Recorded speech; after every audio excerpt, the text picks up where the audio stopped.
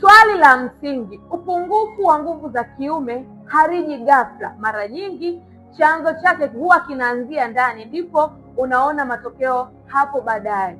Mwanaume, kama umekuwa ukipitia hali hii kwa muda mrefu, unaona kabisa nguvu zako zinapungua kiasi kwamba mwanzoni ulikuwa na uwezo mzuri sana wa kushiriki tendo la ndoa, yaani ulikuwa unapata hamu ya tendo la ndoa, ulikuwa na uwezo wa kusimamisha vizuri, ulikuwa na uwezo wa kudumu kwenye tendo vizuri, lakini kadri siku zinavyoenda unaona nguvu zako zinapungua. Hii haiji ghafla. Hii ni inatokana na kwamba mwanaume hawezekana unapitia msongo wa mawazo, au ni mwanaume ambaye unashindwa kupumzika vya kutosha, au ni wewe mwanaume ambaye hufanya hata mazoezi. Hii inakupelekea mwanaume kuweza kushindwa kusimamisha vizuri. Kama ni wewe mwanaume umekupitia hali hii kwa muda mrefu, yawezekana unatumia booster, haiwezekani, unatumia Viagra, haiwezekani, unatumia dawa nyingi lakini haupati matokeo.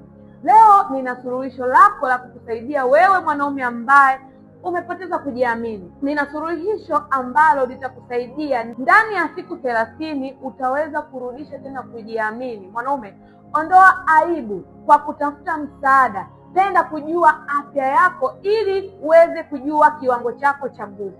Mwanaume wa kweli huwa anajali afya yake, haogopi changamoto yoyote.